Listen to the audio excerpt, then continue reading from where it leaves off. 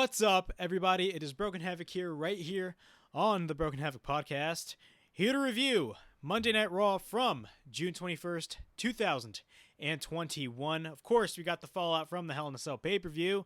What I will say about this show. Overall thoughts on this show. I actually thought that this show was not as bad as the previous weeks. Raw has been dreadful for these past few weeks. I mean, granted, this show still has a lot of downs, but I will say this week, the show wasn't as bad as the previous weeks. Not only that, we got a Hell in a Cell match between Bobby Lashley and Xavier Woods, look, there was a Hell in a Cell match on SmackDown on Friday, which made no sense for moving that match from the pay-per-view to SmackDown. And literally there was a report that came out that USA Network was actually pissed off at WWE for putting the Hell in a Cell match on Fox on that channel and not on theirs. So, of course, there's always issues when it comes to this type of stuff, but this was clearly a network decision. They wanted it, and this is a clear indication of what the network wants. The network will get. Look, Cyrus the Virus is pulling the strings on Raw, guys, right? I'm just kidding. But it is what it is. Let's start with the show. We got MVP's VIP Lounge. Of course, that's his talk show segment. Basically, what happens is they're celebrating Bobby Lashley's winning at Hell in a Cell. Of course, he retained the WWE Championship at Hell in a Cell, which I thought was the right decision, by the way. I didn't think it was the right decision to put the belt back on Drew, mainly because of the fact that I feel like fans will start to grow tired of Drew McIntyre. Not only that, I do think that Bobby Lashley is a great champion, and I also want to see the match with Bobby Lashley versus Brock Lesnar at SummerSlam. I think that match is going to be really, really fun to watch. I've always wanted to see that match. We never got it. Most likely, we're going to be getting that match in August. I'm excited to see what's going to be happening, but let's go on with the segment. Says that Drew and him went through hell last night. That's what Bobby Lashley basically said. Says Drew took him to his limits, but still at his best, Drew McIntyre is not good enough to beat Bobby Lashley, the Almighty. MVP states that he can never challenge for the WWE Championship again as long as Bobby Lashley is the champion.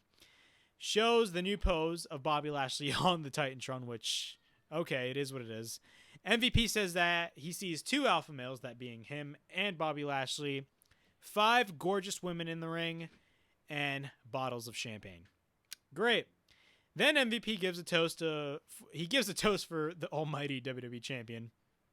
And then the New Day come out, that being Xavier Woods and Kofi Kingston. Kofi says that they want no problem. Kofi and Woods wanted to participate in the toast. So what they do was that they actually bring toast and legit throw toast at MVP and Bobby Lashley. Yes, it's really cheesy, but it's the New Day. What do you expect? You got to love the New Day, right? All right. MVP states after this is that MVP states that this clown nonsense was the reason why he was watching Hell in a Cell instead of main eventing Hell in a Cell. Says that they will continue to live the lavish lives once WWE gets back on the road.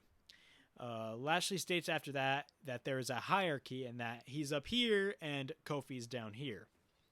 Kofi states that he won the WWE Championship against Daniel Bryan at WrestleMania and shows the clip after that of Kingston pinning Lashley, but then Lashley after that mentions that, hey, McIntyre had you got help by McIntyre, so that's basically what happened. So after that, Kingston challenges Lashley for the WWE Championship at the Money in the Bank pay-per-view, which is actually going to be the first pay-per-view with fans for WWE, which I'm excited about. Lashley instantly accepts, and then after that, he challenges Xavier Woods into a match against Kofi. He challenges Woods into a match. Then Woods talks about all of his accolades, of course, all that his up, down, down channel and G4, and then tells Bobby that he accepts, and also that the match will be inside Hell in a Cell.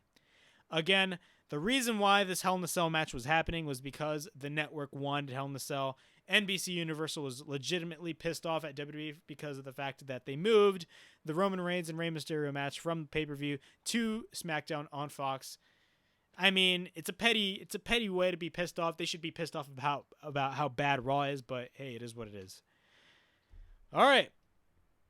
But I'm excited to see Kofi Kingston versus Bobby Lashley. I think it's going to be a really good match. Also, I'm not going to lie, Xavier Woods versus Bobby Lashley was a really good match to watch. That was a really fun match to watch on Raw tonight. I ain't going to lie. So we got the Money in the Bank qualifying match. So it's Ricochet versus AJ Styles. What are my thoughts on this match? I actually thought that this was going to be one of the better matches of the night, but quite frankly, it wasn't really one of the best matches of the night. That honor goes to either McIntyre and Riddle because they put on a really good match, and of course Lashley and Woods. But let's start with the match. So we get a couple chops by Styles, right hand by Ricochet. We get a springboard dropkick by Ricochet, sends Ricochet to the outside. Ricochet moonsaults from the top. Styles sends Ricochet to the ring post after that, after missing the moonsault. AJ works on Ricochet. We get a couple chops by Ricochet. We get an elbow by Ricochet, a knee by Ricochet, a springboard crossbody by Ricochet, a splash by Ricochet into the corner. Then we get a Northern Light suplex by Ricochet. So he basically pulled the Matt Jackson. After that, we get a cover into a near fall. Ricochet misses the Enziguri. Back kick by Styles. Drops Ricochet with a modified powerbomb. Cover and a near fall.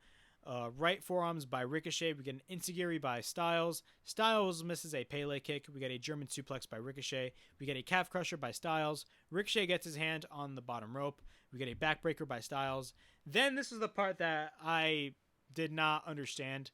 So basically what happens before the match, AJ and Omos confront the Viking Raiders, and they were basically just going back and forth verbally. And nothing else happened. So during the match, Omos was outside, but he did not fear at all into the match. All of a sudden, the Viking Raiders come in out of nowhere and just attack Omos. So this was basically a heel tactic move by a babyface team. That made absolutely no sense, considering the fact that Omos did not do anything at all during this match. He was just standing there. Then we get a phenomenal forearm countered into a codebreaker-like move by Ricochet. We get a cover by Ricochet and wins the match. Ricochet is going to be in the Money in the Bank ladder match. What are my thoughts? I think it's a good decision by WWE to add Ricochet. Ricochet is phenomenal at what he does. He's a great athlete. Do I think he's going to be winning? I don't see any faith in WWE putting the briefcase on Ricochet. I don't see them having any faith in Ricochet, mainly because of the fact that Ricochet, they only view him as a high flyer, and that's it. They don't care at all. These people buried Ricochet to a pulse. You know what I'm saying? But yeah. All right, we got a backstage segment with Matt Riddle and Randy Orton talking about their qualifying match. So basically Riddle says that when he wins the briefcase, he's going to hide his stash, which I am not going to lie, I actually laughed at that quote. His stash is the Whoppers, because his stash is basically full of Whoppers from Burger King, and he continues to talk about Burger King, which was really dumb. Orton screams Riddle's name after that and asks Riddle what is his point. Basically, Riddle wants pointers and talks about the WWE title and all that stuff. Basically, Orton is basically going into business for himself. That's the pure reason of this whole promo. All right, we got a backstage interview with Eva Marie. Who cares? I don't. She says that it has been 5 years and says that the reason why she didn't wrestle last week was because she caught a cold. Yeah. And then she arranged a protege, and Piper Niven, that's the actual protege, which I did not know who she was. Apparently, she was from NXT UK. I don't watch NXT UK, so I don't know. But she was great in the ring. I'm not going to lie. She was really good in the ring. So Piper Niven was about to say her name. You could clearly see that she was about to say Piper. But instead, Eva Marie was like, Doudrop or Doudrop, whatever the hell you want to call it. This name was leaked last week. They didn't say it last week, but they did leak. The dirt sheets leaked it, and it got a negative reaction on social media, which I agree with. First off, if you look up what Doudrop means, clearly these people do not look up words that they're going to use on television, because if you look up the definition of Doudrop, it's a really inappropriate definition. I'm not going to lie. And the fact that these people actually used it on television is clearly stupid. But thankfully, this is only a temporary thing for Piper Niven and not a permanent thing for Piper Niven. Because if this was a permanent thing, then I would understand a lot of the backlash that's happening. But that's not going to be the case, considering of what we found out in the tag team match that happened after that. So, we got a Money in the Bank qualifying match with Naomi and Asuka versus Piper Niven, I'm not going to call her Doudrop, and Eva Marie. The match starts, Eva and Asuka start, Eva tags Piper Niven. You know what? Screw it. Doudrop, because my notes state Doudrop, and I'm instantly going to forget. Doudrop works on Asuka. Asuka fights back. We get a couple kicks in the corner. Naomi tags in. Kick by Naomi. Takes Naomi in the corner. We get a cannonball by Piper Niven. Cover and a near fall when Asuka comes in for the save. Eva Marie after that tags in. Cover and a near fall. Eva wants Piper to tag her, but she refuses. We get a roll up by Naomi on Eva Marie. Asuka and Naomi basically are qualified in the Money in the Bank ladder match for the women. Do I care? No. Thankfully, Eva Marie is not in this match. Look, this is a clear example. From the moment they added Piper Niven as her quote-unquote protege to wrestle her matches, that is a clear indication that Eva Marie still cannot wrestle. And I kind of question that, considering the fact that, WWE released all of these talented wrestlers like Ruby Riott, who, in my opinion, was one of the best female wrestlers in WWE, and they released all these people for Eva Marie. Eva Marie, look, she's not a wrestler. Okay, she's just not. End of story. That's just my opinion. All right. We get a segment with Sonya Deville and Adam Pearce. They basically call out Rhea Ripley about what she did at Hell in a Cell, basically by causing herself to get disqualified, but still retain the title. They say that she intentionally got herself DQ'd. Rhea basically comes out and states that Charlotte constantly did that all the time when she was champion. Charlotte, after that comes out, Charlotte stated that she kicked her ass, and she actually found out that Rhea's actually smarter than she thought. Showed that she was a better competitor and says that she's going to destroy her and asks Sonya for a rematch at Money in the Bank. Sonya grants Charlotte that rematch at Money in the Bank, and what are my thoughts? I do not care. First off, look, this is a clear indication that WWE really wants the heat to be put on Charlotte and have her win in front of fans next month. Look, again, I stated this in my earlier videos. There are two types of heat that wrestlers get, or two types of heat that heels get. And that's legit heel heat that the heel should get, and that there's go-away heat that the heel shouldn't get. In my opinion, I do think that Charlotte gets go-away heat, and I feel like that will be the case once she wins the title at Money in the Bank next month. Do I think she deserves it? No, I think the honor goes to, like, a Ruby Riott, but Ruby Riott got released. I think that honor should go to a Shayna Baszler, but too bad Shayna Baszler's stuck in this ridiculous angle that supernatural stuff is going on, and it's really stupid. I hate that angle. I do not know why Shayna Baszler is put in that predicament. It's a clear indication that WWE does not know what to do with their women's division, especially on the Raw roster. It makes absolutely no sense, and it sucks. That's just my opinion. We get a segment with Natalya and Tamina doing a photo shoot, and they basically confront Mandy Rose and Dana Brooke. The roles are reversed. Same segment that happened last week. Do I care? No. The women's tag titles are irrelevant, and that sucks considering the fact that everybody wanted women's tag titles, including myself. But the problem was, once they introduced those titles, and I said this before constantly, and I'm repeating myself, mainly because of the fact that I had to get this point across. They introduced women's tag titles, and they did not have any women's tag teams whatsoever. What they did was they put two random women together that weren't doing anything, and boom, you got a tag team. That's not a real tag team. If you want an actual tag team division, you have to have actual women's tag teams. Look at NXT. Look, they introduced the NXT Women's Tag Team Championships, but at least they have actual women's tag teams down in NXT. The main roster does not have that at all. They just put two women together, and boom, you got a women's tag team. You can't do that. That's not... Look, the women's tag team titles, in my opinion, are irrelevant. And that's just me. All right. We got Randy Orton versus John Morrison. What are my thoughts on this match? This was a qualifier match for the Money in the Bank. Do I care about this match? No. The Miz is quite cringy, and he's still selling that zombie thing from Backlash, which I ranted on, which was ridiculously terrible. The match starts. Both lock up. We get a takedown and a side headlock by Orton. Morrison reverses. We get a kick by Morrison. We get a cover by Morrison. We get a 1 count. A wrist lock by Morrison. We get a shoulder tackle by Orton. Orton takes Morrison outside of the ring. Orton takes Morrison onto the announce table. Throws Morrison on the announce table, works on Morrison. We got a stomp by Orton. We got a cover into a near fall. We got a kick by Morrison. Then we get a springboard enziguri by Morrison on Orton. Sends Orton onto the post. Throws the arm of Orton onto the steel steps. Morrison works on the arm of Orton. We get a cover by Morrison and a near fall. Morrison continues on the arm of Orton.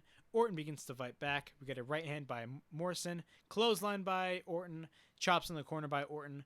Right hands on the top rope by Orton on Morrison. We get a power slam by Orton. A DDT by Orton. Orton is about to RKO Morrison. Miz, after that, in his freaking wheelchair, sprays water on Orton using the stupid drip stick. I don't even know what the hell that thing is called.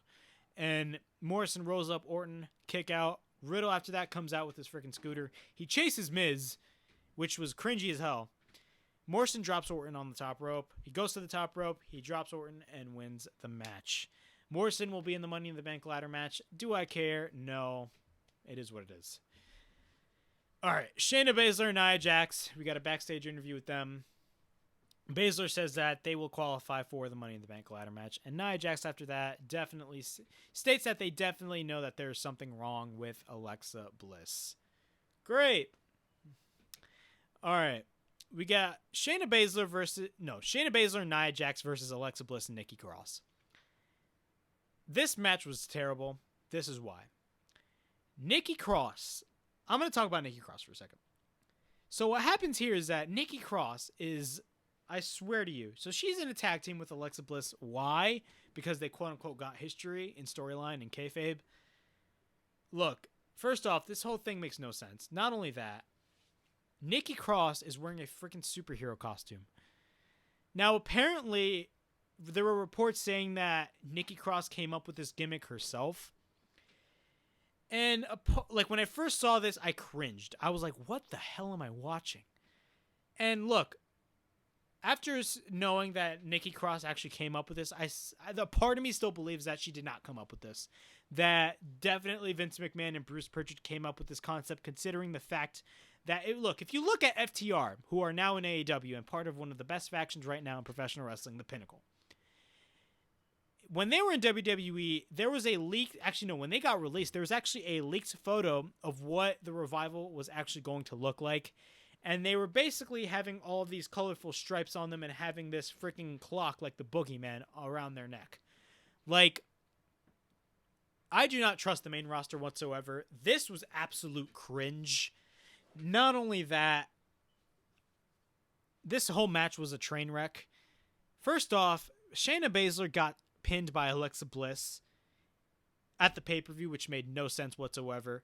Not only that, I will talk about that later, actually. Let's go through the match. Let's see what happens. So, Cross and Baszler both lock up. We get a roll-up by Cross. Nia tags in. Nia misses her run-in and hits the post. Crossbody by Cross. Cross works on Baszler after that. We get a running bulldog by Cross. Bliss tags in. Cover and a near fall. Nia tags in. Works on Bliss.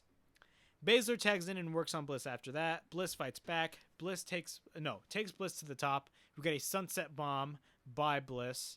And then after that, Nia tags in. Then Cross tags in. We get a drop kick by Cross.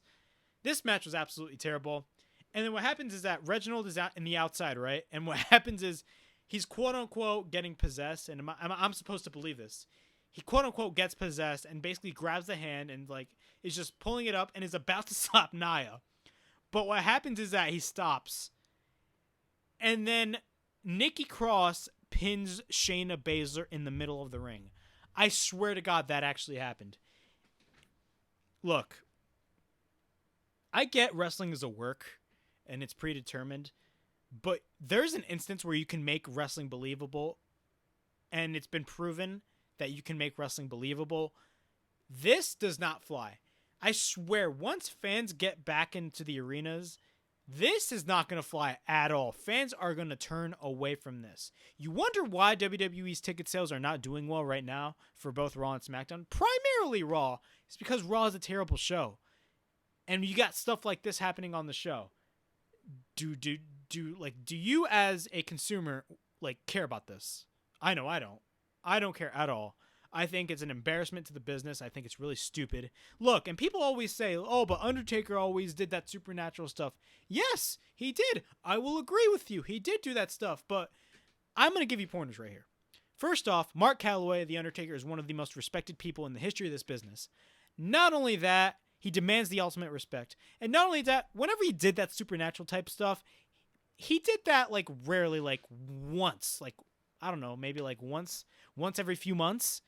In this case, with Alexa Bliss, they're doing it every single week, and they're multiplying that by 1,000. So here, you got The Undertaker doing the supernatural stuff. Fine, great.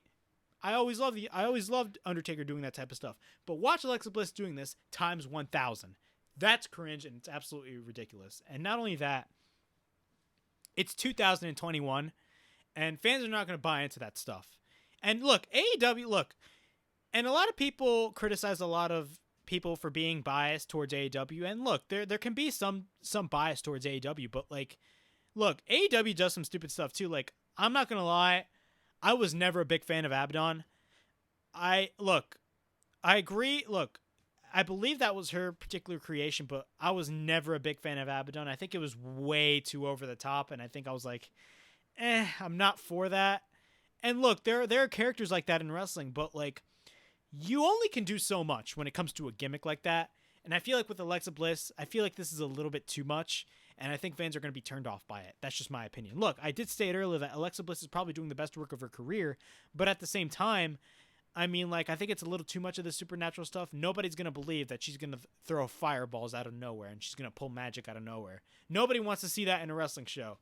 People want to see people beat the shit out of each other in wrestling. That's the main purpose. When it comes to a heel, they want to pay to go to a show to watch the heel get their ass kicked. That's the point of a wrestling show, in my opinion. Instead, we got supernatural stuff happening, right? All right, Cedric Alexander, Jeff Hardy, Sheamus, and Jinder Mahal all arguing about not getting a qualifier match. Do I care? No, I don't. All right, we got Riddle versus Drew McIntyre. This was actually one of the best matches of Raw. I actually really enjoyed this match. Riddle looked great. Drew McIntyre, of course, looked great. Of course, he lost, and, you know, I was afraid that he was actually going to be winning this match and going to the Money in the Bank match, but no, I was actually surprised Matt Riddle actually won. So the match starts, both lock up, we get a headlock by McIntyre, we get a kick to the back by McIntyre, we get a chop by McIntyre, we get a headbutt after that by McIntyre. McIntyre throws Riddle across the ring, and we get a cover and a near fall. Couple chops by Riddle, suplex by McIntyre, cover and a near fall, chops in the corner of Riddle. Riddle begins to fight back. We get a shoulder tackle by McIntyre. We get a cover and a near fall, elbow by McIntyre after that. McIntyre gets sent off the top rope to the mat. Riddle hits a Broton, gut wrench suplex by Riddle, a tilt-a-whirl backbreaker by McIntyre, right hand by McIntyre. Riddle sends McIntyre to the post. We get an overhead belly-to-belly suplex by Riddle. Riddle works on McIntyre. McIntyre fights back. Clothesline in the corner of McIntyre. We get an exploder suplex by Riddle. Running kick by Riddle. Riddle tries to hit the Broton but misses, and McIntyre's knees were up when he missed. Belly-to-belly suplex by McIntyre. We get a second belly-to-belly suplex by McIntyre. Neckbreaker by McIntyre. McIntyre tries to go for the Future Shock DDT. Riddle counters with a jackknife cover pinfall attempt by... Riddle counters with a jackknife cover pin attempt, but gets a near fall. Clothesline by McIntyre and a cover and a near fall. Takes Riddle to the top, throws Riddle face first to the mat, cover and a near fall. Shot to the back of Riddle. Takes Riddle to the top. McIntyre also goes to the top. Riddle begins to fight back. McIntyre drops but gets back up and hits a release German suplex on Riddle from the top, which was one of the best spots of the match. Randy Orton after that comes out, and then we go to commercial break. We come back from commercial break. McIntyre basically wanted to hit the white noise off the top on Riddle, but Riddle counters into a powerbomb, which looked sick. Knee by Riddle. We get a cover and a near fall. Then we get counter to counter shots by both competitors. Then McIntyre hits a Michinoku driver. We get a cover and a near fall. McIntyre goes to the top. Riddle catches McIntyre into an armbar. McIntyre powers out. Backslide by Riddle. We get a 1 count. Then McIntyre hits the Future Shock DDT. We get a cover and a near fall. Then we get reversal after reversal by both McIntyre and Riddle. A jumping knee by Riddle.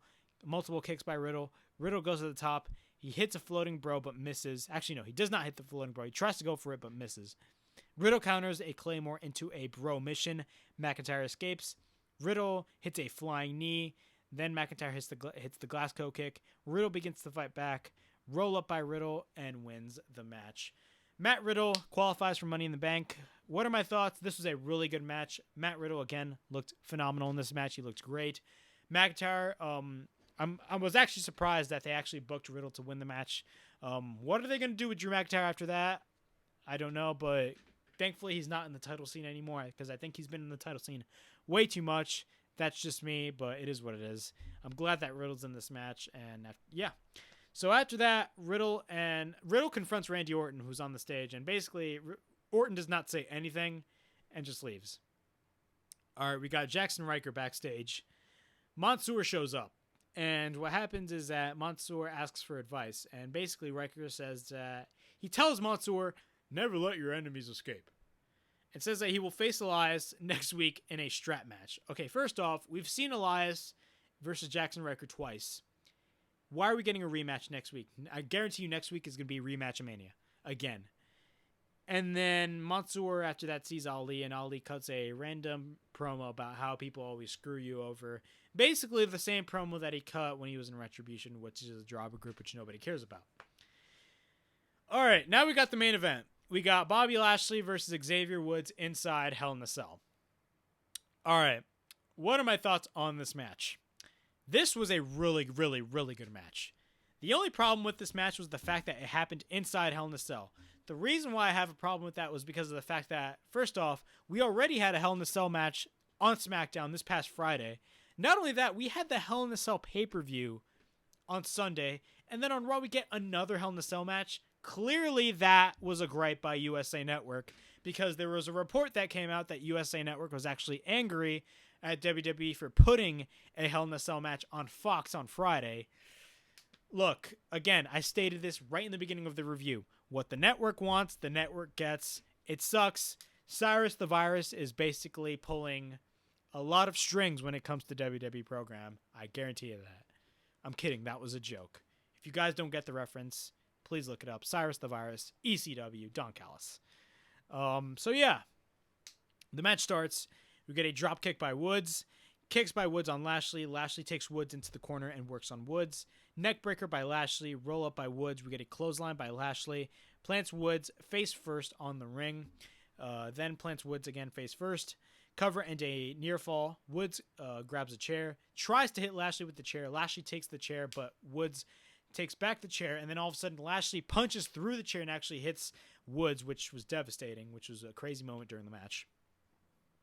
Lashley runs into the corner when Woods ducks. Dropkick on the outside by Woods twice. Hits the chairs repeatedly on Lashley. Once we're back from commercial break, a table gets set up in the ring.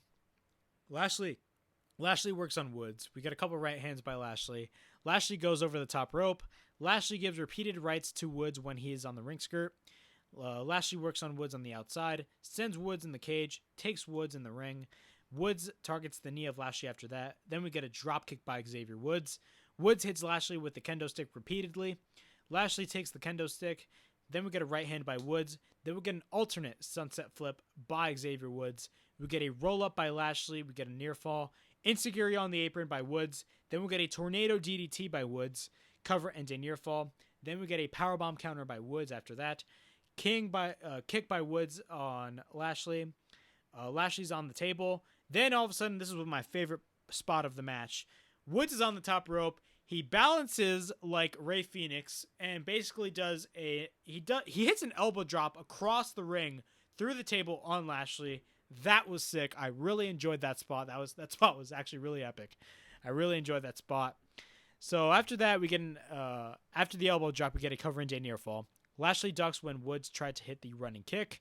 Takes Woods and sends Woods into the corner of the chair. Spear by Lashley. Hurt lock by Lashley. Woods taps out. Lashley wins the match. Overall thoughts on this match. This match was really good. Lashley and Woods looked great. That elbow drop again. Mark out moment. A really awesome spot in the match. Not only that, I mean, the majority of the match, Woods was getting a lot of offense in this match. But what happens after the match? After the match, Lashley attacks Woods, drives Woods onto the cage. MVP, after that, goes into the cell, locks the cage, leaves Kofi out. Kofi tries to get in, but doesn't get in. Applies the Hurt Lock in front of Kofi on Woods. Kofi can't do anything about it. Drives Woods' face onto the cell. Again, Kofi Kingston cannot do anything about it. He's standing outside screaming for Lashley to stop, and the show ends. All right, what are my thoughts on this show? Again, I stated before, this show was not perfect. This show was not great, but it was not as bad as the previous weeks. There was a lot of qualifying matches. There was a lot of stuff that made absolutely no sense. For example, Nikki Cross, Shayna Baszler getting pinned, the Viking Raiders interfering in that match against Styles and Ricochet. It made absolutely no sense whatsoever. But I will say, though, this show was not as bad as the previous weeks. And I don't know, man. Money in the Bank, I mean, they already got Money in the Bank set, so at least they're trying to build up for Money in the Bank as early as possible because, quite frankly, I mean, when it came to Hell in a Cell, nobody cared about Hell in a Cell, mainly because of the fact that they were announcing matches like 2 days before the pay-per-view, and it made absolutely no sense. But, again, this show wasn't as bad as the previous weeks. But, I mean, I don't know about next week. Who knows what's going to happen. It is what it is. But yeah, that was my Raw review from June 21st, 2021. Please like, subscribe, comment down below, push that bell for notification. Follow me on social media on Instagram and Twitter. And this is Broken Havoc from the Broken Havoc Podcast. Signing out.